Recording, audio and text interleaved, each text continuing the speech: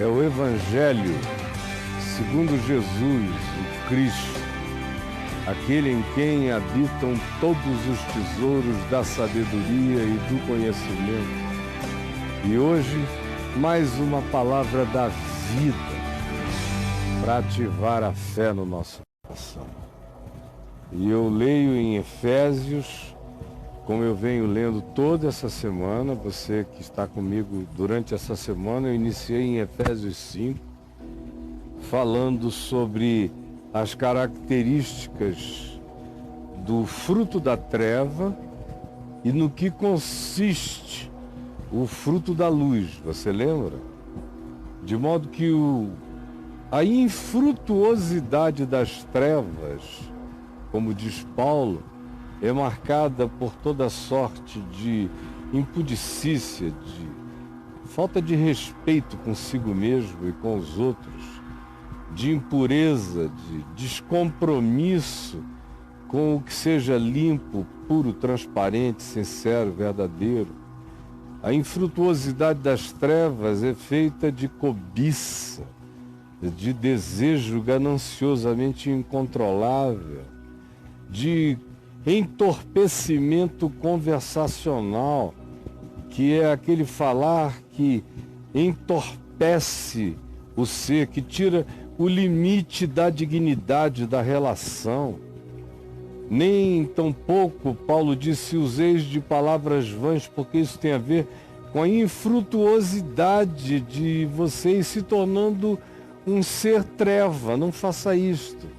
Nem tampouco chocarrices, baixarias e tudo aquilo que chama o nível da relação para baixo e para desumanização. São coisas inconvenientes, como a avareza, o empedernimento do coração, a incapacidade de ser generoso, o que estabelece um espírito de culto à posse, o que diminui profundamente aquilo que você poderia como ser humano e torna você um ente infrutífero. Por outro lado, a gente falou sobre o que era o fruto da luz. E Paulo diz que antes nós éramos treva, agora nos tornamos luz. E eu falei da distinção entre estar nas trevas e ser treva. Tem gente que só está na ignorância, porque não foi ajudada, não foi iluminada, não foi esclarecida, não se esclareceu. Outros não, outros optam deliberadamente por viver de impudicícia, impureza, cobiça, conversação torpe, chocarrices, avareza, iras, amarguras, cóleras, gritarias, blasfêmias contra o próximo e tudo isso que fazem de você, quando isso é uma escolha deliberada para assim ser, uma pessoa que vai virando treva em si mesma, o que é horroroso. Porém, Paulo diz, um dia nós fomos treva. Dá para deixar de ser assim. E passamos a ser luz. E ele diz, o fruto da luz, preste atenção, consiste de toda bondade. E eu expliquei durante essa semana que isso não é ser bonzinho, nem sofrer de bondadismo. Eu expliquei que essa bondade é aquela que a gente vê em Jesus. É uma bondade forte, inteira. É uma bondade justa. Por isso, o fruto da luz consiste em toda bondade, justiça e verdade. Eu expliquei qual o significado de justiça no Evangelho e qual o significado de verdade, porque não se trata de verdadeirismo, nem de sincericídio, nem de nada que, mesmo que seja verdade, seja feita sem sabedoria. A verdade sem amor e sem sabedoria é profundamente destrutiva. Mas quando a gente aprende a viver e no que consiste o fruto da luz, você passa a lamber, a provar, que é a palavra que Paulo usa, de quem mete a língua, de quem põe na boca, passa a provar o que é gostoso, o que é bom, o que é agradável diante de Deus para a vida humana. E aí ontem eu falei sobre não ser cúmplice não entrar em estado de cumplicidade quanto às obras infrutíferas das trevas. E passei uns 45 minutos explicando isso. Hoje eu quero prosseguir a partir do verso 13, que diz: mas todas as coisas, quando reprovadas pela luz, quando trazidas pela luz, se tornam manifestas. A gente não tem mais o argumento de dizer que fazia na ignorância. Por isso, todas as coisas do nosso ser, do nosso interior, toda a nossa ignorância, idiosincrasias emburrecidas, precisam ser trazidas e expostas ante a luz, a incidência da luz do Evangelho, que é a lei da vida, que você aprende quando vê Jesus viver, praticar, amar, se dar. Tudo que a gente chama para a luz se manifesta. Perde o seu poder, perde a sua projeção apavorante de sombra, porque tudo que se manifesta é luz. Então Paulo diz, pelo que se diz, e cita uma poesia que todo mundo entendia, era um canto da hora. Desperta, ó tu que dormes, levanta-te de entre os mortos, porque é possível existir funcionalmente hábil estando morto. E eu já tenho falado sobre isso inúmeras vezes. Desperta, ó tu que dormes. Tem gente que vive espiritualmente adormecida, embora seja intelectual e funcionalmente pessoas absolutamente prontas para qualquer trabalho, mas na dimensão do espírito estão em estado de sonolência, precisam ser acordadas, precisam ser despertadas, ativadas para a percepção do que é viver iluminado em Cristo. E aí o verso 15 diz, portanto, ou seja, à luz disso tudo, por causa disso, se isso é assim, então veja como você anda. Veja como você anda. Veja o que você faz. Você não tem mais desculpas. A menos que você seja um grande ignorante. Mas, por exemplo, depois de estar me ouvindo aqui, apenas agora, apenas hoje, se você entende português, você já sabe que tem uma dimensão para além da sua ignorância. Você já ouviu só na síntese que eu fiz hoje aqui o que é ser infrutuosamente participante da treva e o que é ser frutuosamente manifestante do fruto da luz. Portanto, sendo assim, se é verdade, veja prudentemente, o texto grego que designa a palavra prudentemente é em linha reta, sem titubeio, sem vacilação, sem complexismos desnecessários, olhando com clareza objetiva. Se é assim, se você crê assim, se isso não é balela, tem uma consequência. E que esse, portanto, introduz, é uma consequencialidade. Entendeu que é assim? Então veja prudentemente como você anda, o que você escolhe, o que caracteriza a vida, luz e não treva. Eu falei aqui ontem que na primeira epístola de João, as palavras luz, verdade e justiça são sinônimas espiritualmente.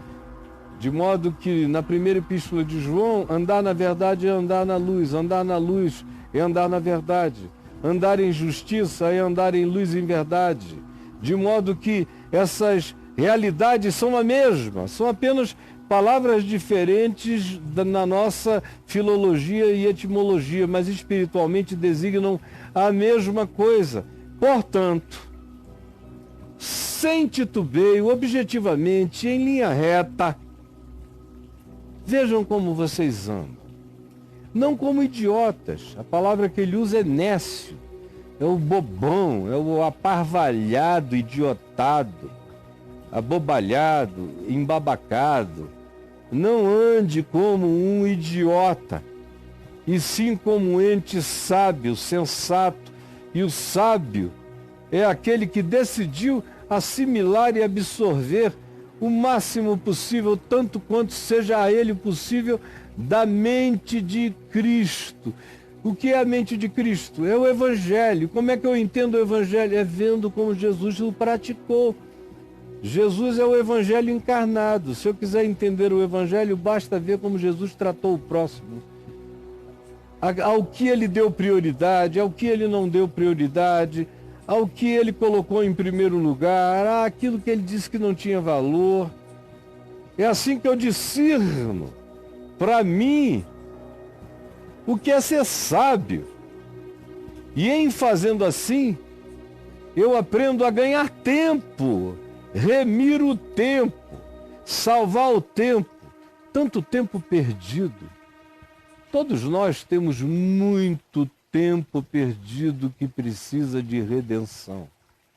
Olhe e veja o tempo despendido com tolice, com idiotice, com raiva, com ódio, com amargura, com falta de perdão, com facção, com inveja, com cobiça, com impudicícia, que é querer se manifestar, não importa o modo, mesmo que seja o modo mais sem pudor da vida, você faz para chamar a atenção, você se relativiza por inteiro e se entrega a tudo aquilo que diminui seu ser, que encolhe a sua vida, que faz você virar um ser diminuto, que apigmeia a sua alma, que coloca você naquele caminho doente blindado, não pervadido, não penetrável pela graça de Deus.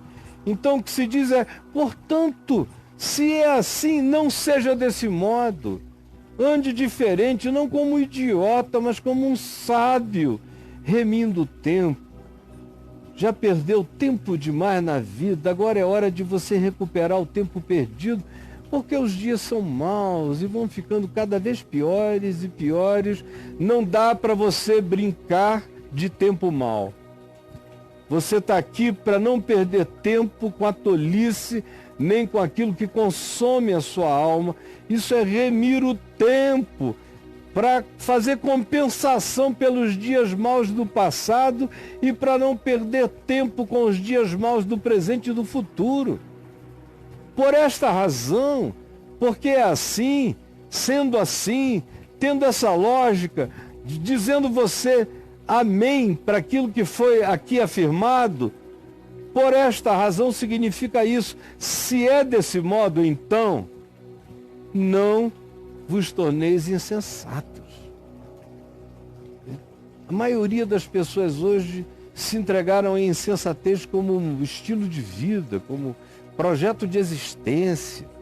É para falar tudo que é idiotice, é para ventar todos os peidos orais, é para expressar tudo aquilo que é completamente desagradável na vida, mas tem gente existindo assim, ventando insensatez. Ao contrário, Paulo diz, por essa razão, procurai compreender a vontade do Senhor, e a vontade do Senhor você não aprende num oráculo, nem numa bola de cristal, nem jogando cartas, nem tirando a sorte, nem lendo as estrelas. A vontade do Senhor está manifesta em Jesus. Jesus é o Filho do homem. Eu quero aprender a ser homem, é com Jesus que eu aprendo a ser homem. Quero aprender a ser humano, é com Jesus que eu aprendo a ser humano. Quero aprender qualquer coisa na vida, é com Jesus que eu aprendo. Essa é a vontade revelada de Deus, por isso se diz que Ele é o Verbo encarnado, é a palavra feita carne. É nele que eu aprendo qual é a vontade de Deus. É nele que eu aprendo qual é a vontade de Deus. Por exemplo, a vontade de Deus não é que eu viva embriagado. Não vos embriagueis com vinho, ou seja, não existam, e aqui o vinho é apenas um dos elementos para caracterizar todo tipo de entorpecimento. Paulo diz, não existam em estado de entorpecimento. Não agreguem, não adicionem, não façam qualquer adição entorpecedora na mente de vocês. Já basta a existência com os seus entorpecimentos, com as suas dessensibilizações. Por que vocês ainda vão acrescentar mais insensibilidade, mais embriaguez, mais perda de sensibilidade? Não vos embriagueis, porque qualquer tipo de perda de solução de consciência e de sobriedade, quando se instala como uma prática na vida humana, produz dissolução. Olha que palavra forte. Dissolução faz você perder a solução pessoal. Dilui teu caráter, dilui tua identidade, dilui teu ser, dilui tua vontade, dilui tua resiliência, dilui tua lucidez, dilui tua percepção. Dilui. Você entra em estado de dissolução, de perda da solução original, do significado original. Ao contrário, Paulo diz, ao invés de viverem embriagados, entorpecidos, perdendo a lucidez, encham-se do Espírito Santo, que é o Espírito da luz, é o Espírito da lucidez, é o Espírito da inteligência espiritual, é o Espírito da sabedoria, é o Espírito do melhor trato, é o Espírito da consolação, é o Espírito da esperança. Estou dizendo alguma coisa ruim para você? Estou te fazendo alguma sugestão do mal? Ou o que eu estou te dizendo é puro bem, saúde, sanidade, retidão de consciência, expansão máxima da sua capacidade de dilatação como um ser humano no planeta. Paulo diz aqui que quando você assume que você quer dar o fruto da luz, tudo muda. Você sai dos estados de entorpecimento e de empobrecimento. E até o teu modo de falar muda. Você continua você, normal, com sua personalidade, com a sua alegria, com a sua expressividade, com o seu temperamento. Mas você se enche de coisas que constroem, de salmos relacionais, bota as pessoas para cima, admira com aquilo que é de coração, louva a Deus no coração, não com jargões, louva a Deus com uma atitude bonita, positiva, faz da sua vida um hino, faz da sua existência um cântico espiritual que outros percebem sem você abrir a boca, outros entoam a cantiga da alegria e da felicidade do teu ser. E vivendo cheio de gratidão, gratidão para com quem te ajudou, gratidão para com aquele que te enche de graça todo dia, gratidão para com aquele que vai te ajudar, gratidão até com aquele que te atrapalha, porque em te atrapalhando, ele te ajuda a amadurecer, a ficar maior, a aprender novos caminhos, a se desviar da estupidez da vida. Eu sou grato por todos os estúpidos que me melhoraram. Por todas essas coisas, deem graças a Deus, o nosso Deus e Pai, em nome de nosso Senhor Jesus Cristo, e sejam capazes de sujeitarem-se uns aos outros, de darem atenção uns aos outros, de considerar o outro prioritário em relação a você, se a necessidade dele se estabelece maior do que a sua.